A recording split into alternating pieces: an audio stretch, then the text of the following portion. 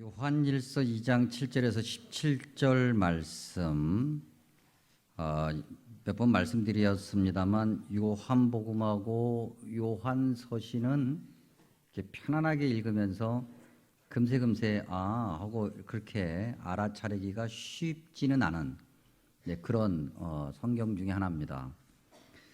오늘 우리가 읽은 7절에서 17절도 말씀을 어떻게 전해야 좀 쉬울까? 요즘에 좀 하도 말씀이 너무 어렵습니다라고 하는 이야기를 제가 듣고 있어서 좀 이걸 어떻게 좀 쉽게 전할까 하다가 다른 거 다 내려놓고 이 부분을 좀 들여다보니까 세 부분으로 나누어지는 것을 보게 되는데 세 부분으로 나눠서 봐야 되겠다. 먼저 7절에서 11절이 하나고요. 그 다음에 12절에서 14절이 하나고 그 다음에 15절에서 17절이 하나입니다. 근데 종종 제가 이런 말씀을 드리곤 했는데 이렇게 어느 한 성경 본문이 세 부분으로 나뉘면 가운데 부분이 중요한 핵심이 되는 거예요. 그래서 가운데 부분부터 보고 그 다음에 앞뒤 부분을 살피면 이해가 좀 더 쉬워지죠. 그래 가운데 부분이니까 12절에서 14절이겠죠. 12절에서 14절에 무엇이 담겨 있는가를 확인하면 이제 7절에서 11절 그 다음에 15에서 17절의 내용을 확인해 가는 데는 별로 어려움이 없을 겁니다. 그러면 이제 12절에서 14절을 다시 보면 반복되고 있죠. 같은 내용이 자녀들이라는 표현이 12절에 있는 것이 14절에 아이들로 바뀌는 것 외에는 내용이 그냥 똑같습니다. 문장도 같고요. 다시 반복하고 있다고 하는 것은 뭘 얘기하는 겁니까? 강조하고 있는 거잖아요. 중요하다. 그만큼 중요하다. 12절과 13절의 내용을 14절이 똑같이 반복하는 것은 그만큼 중요하다고 하는 것을 이야기하는 겁니다. 그럼 뭐가 그렇게 중요하길래 이야기할까? 오늘 말씀에 보니까 자녀들 또는 아이들, 아비들 그리고 청년들 지금 사도 요한이 요한 교회에 편지를 쓰면서 하나님의 말씀을 전하면서 교회 안에 있는 사람들을 이렇게 부르고 있는 거거든요. 2장 1절에 보면은 자녀들아라고 하는 표현이 있고 오늘 우리가 읽은 말씀 7절에도 사랑하는 자들이라고 하는 표현인데 이거 다 같은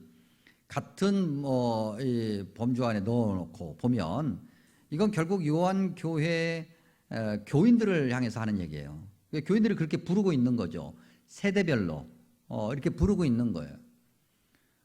오늘 말씀을 듣는 저와 여러분에게는 결국 저와 여러분에게 들려주시는 하나님의 말씀이 되는 거죠. 하나님께서 저와 여러분을 자녀들아라고 부르시면서 특별하게 뭔가 전하고자 하는 강조점이 있다고 하는 거예요. 그게 뭐냐면 예수님을 믿는 사람들이 누군가라고 하는 거죠. 정체성 문제 말이죠. 성경에 보면 주로 하나님의 백성이 누구냐, 좀 바꿔 얘기하면 너가 누구냐라고 하는 이 정체성을 확인시키는 그런 내용이 자주 등장합니다. 왜 그러냐면 내가 누구냐라고 하는 정체성을 분명히 알 때 그때 그 다음에 행동이 바르게 나타나는 거잖아요. 그에 맞게. 그렇지 않습니까? 제가 뭐 하는 사람입니까? 예? 제가 뭐 하는 사람이에요? 사기꾼은 분명히 아니에요. 제가 목사잖아요. 목사라는 걸 제가 알고 있어요. 기억하고 있어요. 그래서 저는 절대 술, 담배를 안 해요. 그런데 목사인 제가 술 한잔 한다고 담배 핀다고 지옥 가는 거 아니니까 제가 그렇게 설교하기도 했으니까 그래서 예배를 끝나고 나가면서 우리 교회 앞에서 탁 붙여가지고 탁 물고 가. 그러면 그 목사의 정체성은 올바른 거예요? 틀린 거예요? 올바른 거예요? 틀린 거예요? 맨날 나만 틀렸대. 믿음의 정체성을 분명히 아는 게 매우 중요해요. 우리가 누구냐? 저와 여러분이 누구냐? 오늘 성경에서는 저와 여러분을 누구라고 설명하고 있는가? 12절에서 14절을 통해서 보면 첫 번째 12절에 너희 죄가 그 이름으로 말미암아 사함을 받았다 그랬습니다. 예수님의 이름이거든요. 예수님의 이름으로 죄 사함을 받은 사람이다. 누가? 저와 여러분이 교회 다니는 사람들은 예수님의 이름으로 죄 사함을 받은 사람들이라는 거죠. 그런데 그러면 예수님의 이름은 또 뭐냐? 이런 질문이 생길 수 있어요. 근데 이걸 좀 이해하려면 우리가 요한일서 1장 9절의 말씀을 좀 다시 살펴봐야 됩니다. 요한일서 1장 9절에 이렇게 기록하고 있죠. 만일 우리가 우리 죄를 자백하면 그는 예수님인데 미쁘시고 의로사, 미쁘다고 하는 것은 신실하다, 변함이 없다, 한 번 약속한 것은 바꾸지 않는다, 어떤 상황 누구든 사람을 가리지 않고 늘 항상 한결같이, 그런 의미예요. 예수님은 그런 분이라는 거죠. 예수님은 미쁘시고 의로우사 우리 죄를 사하시며 우리를 모든 불의에서 깨끗하게 하신다. 이게 요한일서 1장 9절 말씀이에요. 근데 요한일서 1장 9절에서의 강조점은 만일 우리가 우리의 죄를 자백하면에 있는 것이 아니라 곧 뒤에 예수님이 미쁘시고 의로우시기 때문에 우리를 죄에서 구원해 주시고 우리의 죄를 깨끗하게 하신다고 하는 거기에 있어요. 여러분 뭐 그렇지 않습니까? 우리가 우리의 죄를 아무리 자백한다고 해서 우리가 죄에서 깨끗해져요? 아니면은 다시 그야말로 전문 용어로 얘기하면 도루묵대요. 다시 돌아가잖아요. 그렇지 않아요? 그렇지 않습니까? 우리가 뭐 죄에서 벗어나기 위해서 뭐 아무리 노력한다 한들 우리가 원하든 원하지 않든 그야말로 눈 뜨고 다니는 이 세상에서 우리가 보는 것, 그 다음에 귀로 듣는 것, 그 다음에 우리가 가는 것, 먹고 산다라고 하는 그 이유 때문에 우리가 하는 모든 것에서 우리는 죄에서 자유로울 수 없음을 확인하게 되죠.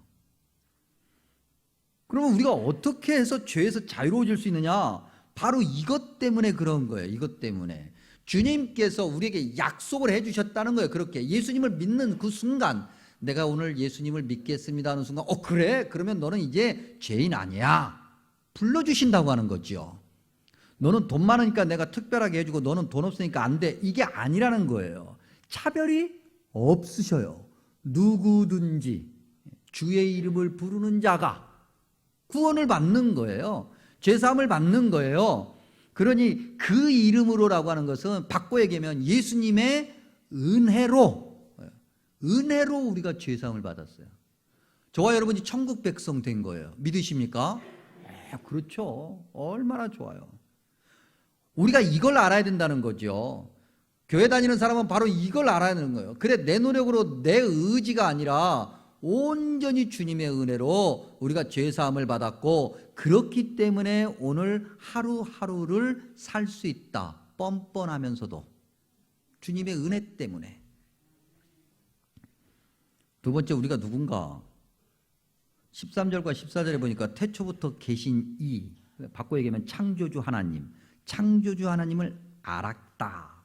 우리는 그래야 된다는 거죠. 여러분 한번 생각해 보십시오.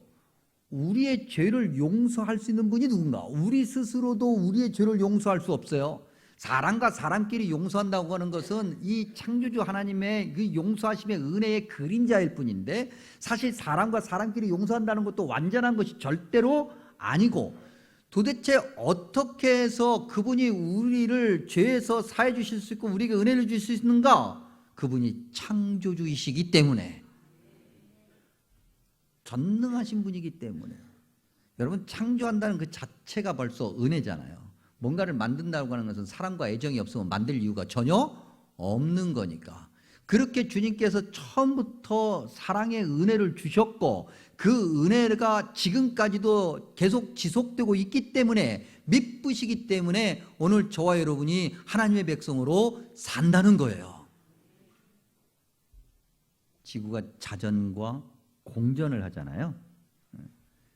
자전 속도가 얼마인지 아세요, 여러분? 제가 알고 있는 지식에 의하면 1초에 400m 이상을 가는 속도래요. 자전 속도가. 1초에 400m를 가는 거예요. 똑딱 400m 가 있어. 엄청나게 빠른 속도로 도는 거죠. 어지러워요? 안 어지러워요? 왜 안 어지러울까요? 신기하죠? 자전이 있음으로 해서 우리가 정말 적절하게 사계절도 누리고 밤낮도 누리고 그렇게 사는 거예요. 만약에 자전이 없으면, 공전만 있으면 어떻게 될까? 이 지구는 정말 어떻게 보면 1년으로 따졌을 때, 제가 알고 있는 과학 상식으로 하면 1년으로 따졌을 때 6개월은 극심한 어떤 정말 과열되는 엄청난 온도에 바짝 타버릴 거고, 반대쪽은 너무나도 상상도 안 되는 온도로 얼어붙을 거고, 그것이 다시 뒤집어지면 얼었던 것이 녹고 녹았던 건 다시 얼고 뒤죽박죽이 될 거예요. 근데 하나님께서 어쩜 그렇게 자전과 공전을 그대로 주셔서 돌아갈 건 돌아가고 또 그렇게 살 수 있도록 다 느끼지 못하게끔 다 하셨단 말이죠. 신기해요, 안 신기해요? 신기하죠? 그거 주님의 은혜인 거예요. 자전이 멈춰보세요, 여러분. 1초에 400m의 속도로 지구 밖으로 다 튕겨나갈 거라고요. 따단 딴딴 따단 딴딴. 네 박자 안 나온 것은 감사하네요. 네 박자 착착착.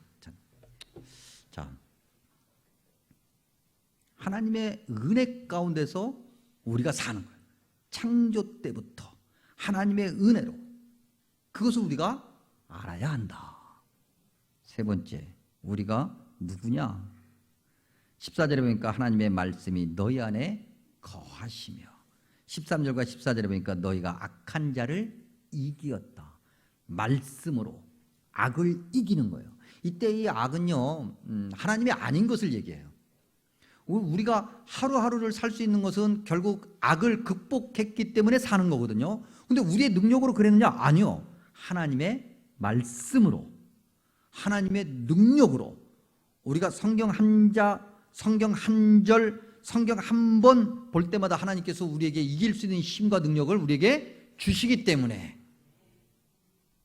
그래서 우리는 하나님의 말씀을 알아야 되고, 그 하나님의 말씀을 알 때 우리도 하나님의 능력을 알게 되고, 악을 극복하고 이겨나감으로 우리가 하나님의 백성으로 살 수 있다. 죄사함 받은 천국 백성으로. 그러니 저와 여러분이 이런 사람이라는 거죠. 저와 여러분이 이런 사람이라는 것을 분명하게 확인하고 분명하게 마음에 새기면 이제 그 믿음의 정체성, 거기에 합당한 삶을 살아가게 되는데, 우리가 무엇을 어떻게 해야 되는가? 이제 7절에서 11절, 그 다음에 15절에서 17절을 통해서 그걸 확인해 보면 크게 세 가지. 첫 번째는 하나님의 말씀을 귀로 듣지 말고 마음에 듣고 행동으로 나타내야 된다. 마음으로 듣고 행동으로 나타내야 된다. 7절에 보니까 옛 계명은 너희가 들은 바 말씀이거니와 그랬어요. 들었다라고 하는 이 단어를 구약에서 바꿔 얘기하면 여러분 신명기 6장 4절 이하, 대표적으로 우리가 들었다라고 하는, 듣다라고 하는 이 동사의 예를 들 수 있는 구절이 바로 신명기 6장 4절 이하인데, 우리가 너무나도 잘 알고 있는 말씀이에요. 신명기 6장 4절 어떻게 시작하죠? 어떻게 시작하죠? 들으라 이스라엘아. 우리말 성경에는 이스라엘아 들으라 이렇게 되어 있는데, 원문에는 들으라라고 하는 명령이 앞에 나와요. 명령이에요. 바쁘면 좀 나중에 듣고, 안 바쁘면 와서 좀 들어봐. 야, 지금 좀 마음이 열렸니? 그럼 한번 들어봐. 마음이 닫혔냐? 그러면 뭐 나중에 들어. 이게 아니고 무조건 들어. 명령이에요. 들어. 이거예요. 저와 여러분이 하나님의 말씀을 들었고 들어야만 한다는 거죠. 그런데 성경을 계속 읽어보니까 옛 계명, 새 계명 이런 말씀이 나와요. 계명을 이미 들었기 때문에 그건 새로운 게 아니에요. 근데 그것이 새로운 거래요. 이게 도대체 무슨 말일까? 종종 예를 든 건데 여러분들도 아마 다 경험하셨을 거고, 저도 저희 집 아이들에게서 경험한 거예요. 어느 날 간혹 가다가 이 녀석들이 이제 와서 얘기해요. 아버지 뭐 밖에서 누구 만나가지고 무슨 얘기 들었는데 정말 도전이 됐다고. 그건 내가 다 한 얘기야. 이미 내가 다 한 얘기야. 내가 다 한 얘기인데 어쩜 그렇게 자식들은 처음 듣는 얘기, 그것도 밖에서 처음 듣는 얘기인 것처럼 와서 얘기해요. 그런 경우 있어요, 없어요? 다 있죠. 부모들은 다 알아. 하도 말을 많이 해서 그런가요? 아니요. 반대로 하도 안 들으니까 말을 많이 하게 돼요. 그러다 보니까 이제는 그야말로 귓등으로도 안 들으려고 그래. 그러다가 어느 날 밖에 나가서 들으니까는 와, 정말 처음 듣는 얘기 같아. 하나님께서 그렇게 말씀하셨는데 하나님의 백성인 저와 여러분이, 주님의 은혜로 죄사함을 받은 저와 여러분이 하나님의 말씀을 제대로 안 들으니 이미 들었는데 처음 듣는 것처럼 여겨지는 거예요. 그래서 세계명이라고 말을 하는 거예요.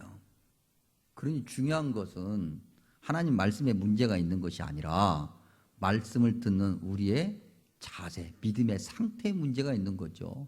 여러분, 우리가 잘 알고 있는 마태복음 13장에 주님께서 비유로 우리 말씀을 듣는 그런 마음의 상태를 네 가지로 표현하잖아요. 첫 번째는 길가다 그랬어요.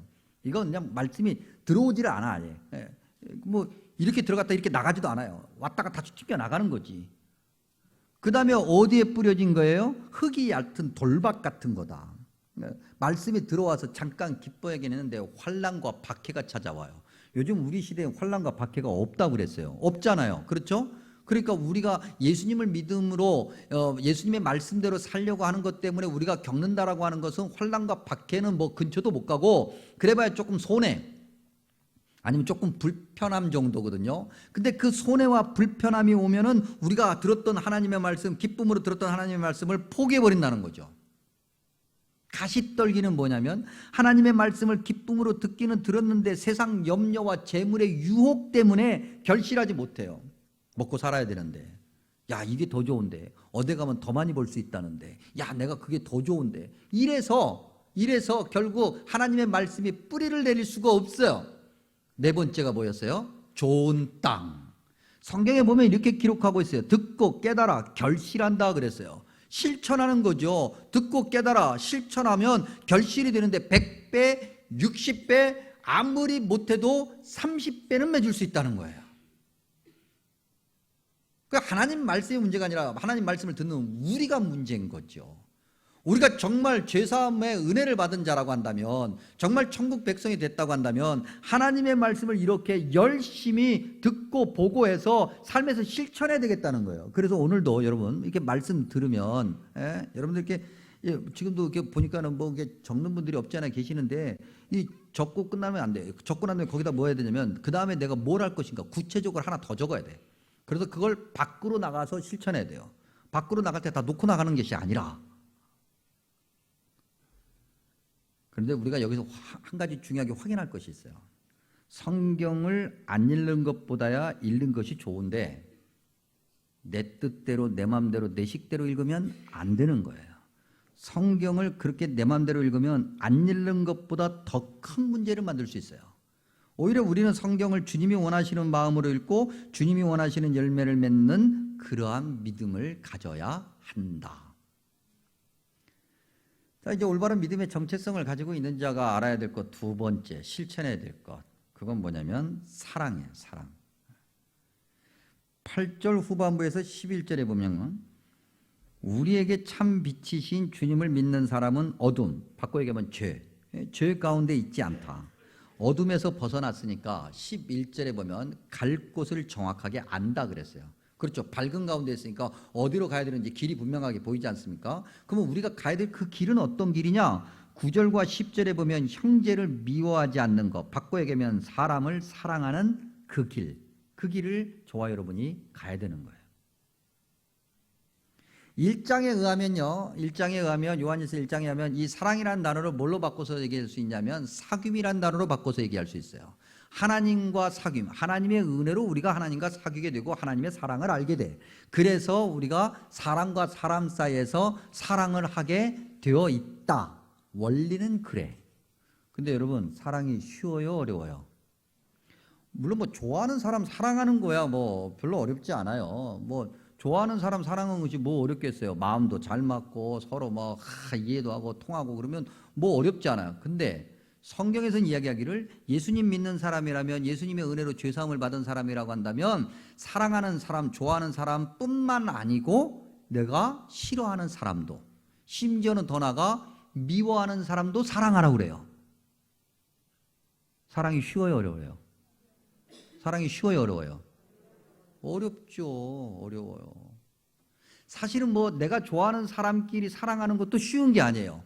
여러분, 상처는 가까운 사람에게서 받아요, 모르는 사람에게서 받아요?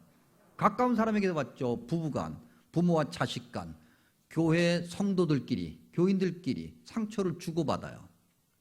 그러니 사실은 가까운 사람 사랑한다는 것도 사실 쉬운 것이 아니야. 사랑이 쉽지가 않아요. 그러면 도대체 어떻게 하라는 말인가? 이렇게 쉽지 않은 사랑을 주님은 그래도 네가 은혜를 받고 죄사함을 받으니까 사랑하라고 말씀하시는데 어떻게 해야 내가 사랑할 수 있을까? 오늘부터 사랑해야지. 내가 사랑할 거야. 사랑할 거야. 근데 내가 저 인간만 교회 안 나오면 내가 교회 다닐 맛이 날 텐데 오늘도 저 인간이 왜 교회를 와가지고 내 눈에 보이는가? 이게 어려워요. 사랑해야지 하는 순간 사랑이 안 돼버려요. 10절에 보니까 빛 가운데 거한다 그랬어요. 빛은 누구를 얘기한다고 그랬습니까? 요한복음 1장에 하면 빛은 곧 예수 그리스도. 요한복음 안에 수없이 강조하고 있는 표현이 뭐냐면 내가 너 안에, 너가 내 안에거든요. 바꿔 얘기하면 예수님을 믿는 사람들이라고 한다면, 믿음의 정체성을 올바르게 가진 사람들이라고 한다면 예수님 안에 있어야 된다는 거예요. 예수님 안에 있다고 하는 건 뭘 얘기하는 건가? 주님만 바라보는 거죠. 주님만 바라보는 걸 얘기하는 거예요. 주님, 저 오집사만 안 나오면, 오시성을 가지고 계신 분들은 이해하세요. 제가 그냥 예로 드는 거예요 지금. 아 그래 내가 김가니까 김치로 바꿉시다. 저 김집사만 안 나오면은 내가 정말 예수 믿고 교회 다닐만 한데 저 김집사를 바라보면 평생 사랑 못해요. 우리가 주님에게서 받은 사랑도 까먹어 버려. 그거 어떻게 돼요? 김집사를 바라보면 안 돼요. 눈에 딱 보이는 순간 고개를 돌려. 주님만 바라봐요. 다 주님만 바라봅니다. 내 김집사 어떡해요? 저는 주님만 바라봅니다. 주님만 바라봅니다. 주님만 바라봅니다. 그러면 어느 순간 하나님께서 우리에게 사랑의 마음도 주시고 사랑할 수 있는 환경도 주시고 사랑할 수 있는 조건도 주시고. 사랑은 아무나 하나. 태진아 님이 부르신 노래에 이렇게 보다 보니까 사랑이 어렵다고 얘기하면서 그 노래 가사 중에 눈여겨봐야 될 게 하나 있어요. 어느 세월에 너와 내가 만나 점 하나를 찍을까. 이분이 제가 알고 있기는 교회 다니시는 분으로 알고 있는데 성경을 묵상하면서 이 가사를 어떻게 노래에 실으셨나 그건 잘 모르겠는데 굉장히 성경적이에요. 그렇죠. 어느 세월에 너와 내가 만나. 그러니까 어느 순간 살다 보면 주님만 바라보다 보니까 만나는 그 점이 있어. 그 점을 계속해서 찍어가는 거예요. 저와 여러분이 찍어가는 거예요. 점 하나 찍었을 땐 별것 아닌 것 같아. 근데 점 찍고 점 찍다 보니까 이것이 직선이 되고 입체가 되고 하나님이 원하시는 사랑을 만들 수 있게 하는 거예요. 사랑은 그런 거예요. 우리가 우리의 의지로 안 돼요, 여러분. 하나님만을 바라보고 주님만을 바라보고 주님의 은혜로 사랑이 가능해진다. 그런데 우리가 그래도 해야 될 거 있어요. 입버릇이라도 빈말이라도 우리가 서로 사랑합니다. 이건 연습해 볼 필요성이 있어요. 그래서 오늘 성도 교제 때 한번 했잖아요. 사실 제가 사랑합니다 이런 거 잘 못해요. 저는 막 오늘 그 어버이 막 노래하고 뭐 박수 치고 사실 그런 거 잘 못해요. 생일 축하합니다 이거 잘 못해요. 막 손가락이 오그라들어가지고 잘 못하는 사람인데 그래도 오늘 한번 해보자고요. 우리 연습. 자, 우리 성도들끼리 좌우 앞뒤 보시면서 자 인사합니다. 사랑합니다. 인사. 네, 사랑합니다. 사랑합니다. 사랑합니다.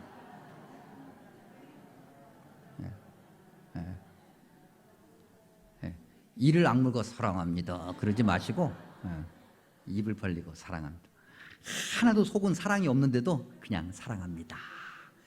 그렇게 연습 안 해요. 그런 거라. 이 연습을 해야 돼. 그렇게 자꾸. 왜요? 우리는 오직 우리의 죄를 사하신 주님만을 바라보며 사는 주님의 자녀들이니까. 세 번째 우리가 뭘 해야 될까? 15절에 보니까요. 세상에 있는 것들을 사랑하지 말라. 이어서 16절에 세상에 있는 모든 것이 육신의 정욕과 안목의 정욕과 이생의 자랑이다 그랬어요. 여러분 이 정욕이란 단어가 이거 그 좁은 의미가 아니에요. 우리가 이 성경에 나와 있는 정욕이라는 단어를 그냥 성적인 어떤 그 뭔가로만 생각하는데 여러분 그건 아주 좁은 의미예요. 좁은 의미의 한 가지뿐이에요. 이 정욕이라는 단어는요, 글자 그들의 뜻은 어떤 의미냐면 갈망 이런 의미예요. 갈망한다. 육신의 정욕 그러면 우리가 육신의 것을 갈망한다는 거예요. 영적인 것, 하나님의 것을 갈망해야 되는데 육신의 것을 갈망한다는 거죠. 그 육신의 것, 우리가 갈망하는 육신의 것이 무엇인가? 대표적으로 로마서와 갈라디아서를 통해서 예를 들면 로마서 13장 13절과 14절에 이렇게 기록되어 있어요. 방탕하는 것, 술 취하는 것, 음란한 것, 호색하는 것, 다투는 것, 시기하는 것, 주 예수 그리스도로 옷 입지 않는 것. 주 예수 그리스도로 옷 입으면 어떻게 되겠어요? 우리가 어딜 가든지 주 예수 그리스도가 나타나겠죠. 근데 옷을 안 입어. 그러면 맨살 나만 드러나는 거예요. 그리고 결국은 수치스러워지죠. 그런 것. 갈라디아서 5장 19절과 21절에 보면 육신의 일이라 그래가지고 항목이 쭉 나열되어 있어요. 음행, 더러운 것, 호색, 우상숭배, 주술, 원수 맺는 것, 분쟁, 시기, 분냄, 당짓는 것, 분열하는 것, 이단과 투기와 술 취한 것, 방탕한 것. 그러니까 나는 음란하고 나는 전혀 관계없어. 그러면 뭐예요? 시기, 분냄, 뭔가 이 분쟁, 뭔가에 하나는 다 걸리게 돼 있는데 뭐가 더 중요하고 뭐가 덜하고 그런 게 아니에요. 다 똑같아. 육신의 정욕에 다 포함되는 거예요. 우리 모두가 다 거기에서 자유롭지 못하다고 하는 거죠. 그런데 주님께서는 말씀하시는 거죠. 그런 것에서 자유로워라. 어떻게? 주님만을 바라보면서 말이죠. 우리의 의지와 능력으로가 아니라 그래서 되든 안 되든 예배당에 와야 되고 술, 담배 다 끊고 난 다음에 예배당에 오겠어요. 그러면 평생 못 와. 그거 와서 주님 앞에 엎드려 기도했을 때 주님이 원하시는 모습으로 바뀌어지는 거죠. 안목의 정욕. 안목은 눈으로 보는 거잖아요. 그런 걸 갈망한다는 거잖아요. 그러면 후유증이 생겨요. 일부에 조금 나아지긴 했는데 일부 예배 때 제가 아주 배가 부글부글 해가지고요. 무슨 배고픈 사람처럼 꼬르륵 소리가 나고 이 마이크 너머로 막 다 들릴 정도로 굉장히 막 배가 막 요동을 쳤어요. 제가 사실은 많이 먹는 사람은 아닌데 책상 다리 빼고는 다 먹어요. 그래서 못 먹는 게 없어요. 그러다 보니까 어디를 가도 잘 살피지 않고 그냥 입에 다 넣어요. 그래서 다 먹어요. 그러다 보니까 제가 식중독에 잘 걸려요. 그래서 제가 느낌을 알아요. 이거 걸렸다. 이게 하도 많이 걸려보니까 느낌이 와. 근데 아침에 딱 일어났는데 느낌이 왔어요. 심한 건 아닌데 살짝 몸살처럼 살짝 오면서 뒷목이 땡기면서 화장실을 자주 가면서 이게 온 거야. 어제 우리가 아동부 어디서 했는지는 몰라요. 하여튼 아무거나 다 그냥 가는 족족 먹어대니까 뭐 때문에 문제가 있는지는 저는 잘 모르겠어요. 그리고 오해하지 마시고 아동부가 어제 교사들 이제 삼겹살 구워 먹었어요. 맛있게 먹었어요. 정말 배부르게 먹었어요. 삼겹살에 소고기에 또 소곱창에 아주 막 만층에 진짜 많이 먹었어요. 그래서 배가 막 빡 차 있는데 갑자기 또 손님도 오셔가지고 또 가서 또 이것저것 또 케이크도 먹고 커피도 마시고 아무튼 내가 다 먹었어요. 그리고 이제 딱 오후가 됐는데 전도특공대가 딱 훈련받고 난 다음에 식사를 하는데 목사님 같이 먹자는 거예요. 아니 제가 배가 많이 불러가지고요. 아니 조금만 먹재. 그래서 별론데 하면서 내가 이제 식당으로 갔는데 메뉴가 닭볶음탕이야. 그 위에 닭다리 하나가 싹 요염하게 누워 있어요. 날 잡아 잡수서 그러는 닭다리가 누워 있는 거야. 그걸 안 봤었어야 돼. 근데 그걸 봤네. 조금만 먹자 하고서는 닭다리하고 몇 개 부들부들한 살을 먹었어요. 그리고 계속 부글거려 지금. 계속. 우리 눈에 보기 좋은 것 문제 만들 수 있어요. 여러분 하와가 눈에 보기 좋은 것 그거 따먹어서 문제가 된 거잖아요. 우리 눈에 보기 좋은 것 여러분 일단은 눈 감고 봐야 돼요. 일단은 질끈 감고 누군가가 우리에게 뭔가를 들이밀고 우리 눈에 저거 좋은데 저거 꼭 갖고 싶고 저기 꼭 가고 싶고 저거 꼭 하고 싶고 일단은 눈 감아야 돼요. 주님께서 원하시지 않는 그러한 결과를 만들어낼 수가 있어요. 힘들어요. 전문 용어로 얘기하면 보대껴요. 예. 이생의 자랑. 여러분, 이 자랑이라고 하는 단어는요,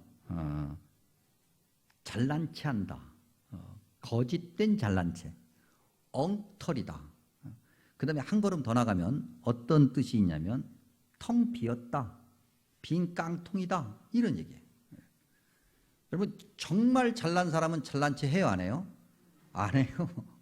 왜? 안 그래도 잘났는데 뭐. 누가 봐도 잘난 걸 다 알아. 제가 이렇게 막 자꾸 잘생겼다고 제 스스로 막 이야기하는 것은 뭔가 다른 게 부족하기 때문에 이거라도 얘기해가지고 어떻게 그걸 한번 덮어보려고 애쓰는 발악 같은 거예요. 제가 뭐 특별하게 뭐 이렇게 가진 게 없거든. 그러니까 이거라도 자꾸 이야기해서 뭔가 나의 부족한 걸 덮어보겠다고 하는 거죠. 정말 잘난 사람은 이야기하지 않아요. 가만히 있어도 다 알아. 다. 누가 봐도 잘생겼고, 누가 봐도 힘있고, 누가 봐도 능력있고, 누가 봐도 저 사람 말이 옳아. 그런데 자꾸 자기 이야기를 해. 자꾸 뭔가를 나타내려고 그러고, 뭔가를 과시하려고 그러고, 그건 비어있기 때문에 그런 거예요. 꽉 차지 않았기 때문에 그런 거예요. 그래서 그 빈 깡통이 요란하다고, 그러한 마음을 가지고 있으면 세상이 시끄러워져요. 이 세상이 왜 이렇게 시끄러운 거예요? 다 자기 잘났다고 떠들어대기 때문이잖아요. 이생의 자랑이다. 성경에서는 둘 중에 하나여야 된다고 얘기해요. 뭐 둘 다를 가능성을 보고 그런 거 없어요. 하나님이냐, 하나님이 아닌 거냐. 하나님을 향해서 갈망할 거냐, 하나님이 아닌 걸 갈망할 거냐. 우리가 너무나도 잘 알고 있는 마태복음 6장 24절, 한 사람이 두 주인을 섬기지 못할 것이니 혹 이를 미워하고 저를 사랑하거나 혹 이를 중히 여기고 저를 경히 여김이라. 너희가 하나님과 재물을 겸하여 섬길 수 있다 없다? 없다. 분명하게 안 되는 거예요. 둘 중에 하나. 그래서 예수님 믿는 사람들이 때때로는 답답하고, 야, 어떻게 예수님 믿는 사람은 저러고 사냐라고 하는 것은 이것 때문에 그런 거예요. 그래야만 하는 거죠. 그러나 우리가 세상을 즐기지도 못하고 돈도 못 벌고 아무것도 못하냐? 아니요. 우리가 얼마든지 세상을 즐길 수도 있고, 얼마든지 돈도 벌 수 있고, 얼마든지 놀 수도 있고, 그렇게 재미나게 살 수 있는데 순서를 정확하게 하라는 거예요. 뭐가 1번이고 뭐가 2번인지. 그래서 분명히 1번을 정확하게 주님께 딱 맞춰놓고 세상 즐기며 살다가 주님께서 어느 날 많이 즐겼지, 많이 놀았지, 이제 그만 놀지? 그러면 네. 자, 많이 가졌지, 이제 놓지? 네. 그런데 순서가 바뀌어버리니까 놓으라고 그러면 절대 못 놓겠다고, 내가 어떻게 해서 이걸 가졌는데, 내가 정말 밤잠 못 자고 했는데 하나님 그러시면 안 되죠, 섭하죠, 하나님 계속 그러면 내가 교회 안 나갈랍니다, 이렇게 이야기를 하는 거예요. 17절에 보니까 이 세상의 모든 건 지나가는 것이다 그랬어요. 여러분, 예수님 안 믿는 사람도 이거 다 알아요. 다 알아요. 우리 어르신들은 말이죠, 50대 우리 그 교회 교인들 보면은 아유 아직까지 젊어서 그냥 그렇게 얘기하죠. 그 50대들 20대 사진 놓고 보면 환장해요. 20대하고 50대를 어떻게 비교해요? 비교가 안 돼. 비교가 아주 그냥 20대 때는 그냥 막 사진 자체가 그냥 뭐 보정 안 해도 그 자체가 막 빛나. 50대 때는요, 이리 깎고 저리 깎고 사진 최고의 기술을 가지고 보정을 해야 겨우 빛날까 말까 해요. 50대 이상은 난 잘 모르겠어요. 아직 거기까지 안 살아봐가지고. 예. 세월은 지나가는 거죠. 우리 어르신들 다 그렇죠. 예. 금방 지나가 버리잖아요. 어느 순간 지나간 거 다시 잡을 수 있다 없다? 없다. 되돌이킬 수 있다 없다? 없다. 아무것도 안 되는 거예요, 여러분. 아무것도 안 돼. 그걸 지나가는 것이라고 성경에 기록된 17절 말씀 말이죠. 이거 바람이다. 구약 전도서에서는 이걸 뭐라고 그러면 헤벨, 헛거다, 의미 없다. 근데 여러분, 예수님 안 믿는 사람도 다 알아. 근데 예수님 믿는 사람들이 이걸 몰라서 되겠어요? 세상 것 다 해서 뭘 어떻게 하자고. 다 싸지면서 뭘 어떻게 하자고. 오늘 어버이 주일입니다. 부모님의 은혜, 부모님의 사랑, 뭐 이건 뭐 말 안 해도 정말 그야말로 사람이라면 다 설명 안 해도 아는 겁니다. 그래서 부모님의 은혜, 항상 어버이 주일이면 부모님의 은혜에 대해서 생각하는 것보다도 부모인 나는 진짜 부모다운가? 이 시대 어른인 나는 어른다운가? 요즘에 뭐 뉴스나 이런 거 보면 참 어른답지 못한 어른들이 얼마나 많아요, 여러분. 정말 어른이라고 이야기하기가 창피할 정도로 그런 어른들이 너무 많아. 그래서 오늘 이 시대가 우리의 자녀들이 이렇게 버릇없어지는 것이 아닌가. 그 어른들 표현대로 하면. 믿음의 부모인 저와 여러분은 어떻습니까? 우리가 보여주는 것이 무엇이고 우리가 알려주는 것이 무엇이고 우리를 통해서 우리의 자녀들은 무엇을 보고 배우는가? 주님이 원하시는 것, 올바른 믿음의 정체성, 그리고 믿음의 정체성이 바른 그러한 삶을 살아가려고 애쓰고 몸부림치고 주님만을 바라보려고 그렇게 우리의 연약함을 고백하며 그렇게 주님만을 바라보려고 애쓰는 것을 보여주는가? 아니면 우리의 생각대로, 우리의 계획대로, 우리의 뜻대로 막 살면서 우리 자식들 니들은 잘 살아야 된다 이러고 있는가? 우리가 얼마나 주님이 원하시는 그 사랑을 자녀에게 잘 물려주고 있는가? 그야말로 오직 하나님의 뜻을 행하는 자, 오늘 말씀에 기록된 그대로 하나님의 뜻을 행하는 자여야 되는데 우리가 정말 그렇게 하나님의 뜻을 바르게 행하면서 우리 자녀들에게 그런 모습을 보여주고 있는가? 한번 확인하는 시간이 되기 바랍니다. 오늘 17절 말씀 다시 한번 읽어봅니다. 이 세상도 그 정욕도 지나가되 오직 하나님의 뜻을 행하는 자는 영원히 거하느니라. 아멘. 기도합니다. 좋으신 아버지 하나님 감사합니다. 아버지 하나님 원하시는 말씀 듣게 하시고 우리가 무엇을 어떻게 해야 되는지 알게 하시니 감사합니다. 그 말씀대로 살게 하여 주옵소서. 그러나 아버지 하나님 우리는 너무나도 연약합니다. 주님 이미 알고 계시오니 우리의 연약함 긍휼히 여기셔서 주님이 원하시는 대로 바로 세워주시고 주님이 원하시는 대로 바르게 살게 하여 주옵소서. 그것이 우리만의 것이 아니라 우리 자녀들에게도 그대로 이어지게 하시고 우리의 자녀들이 그렇게 믿음의 유산 안에서 복의 복을 받게 하여 주옵소서. 예수님의 이름으로 감사 축복 기도하옵나이다. 아멘.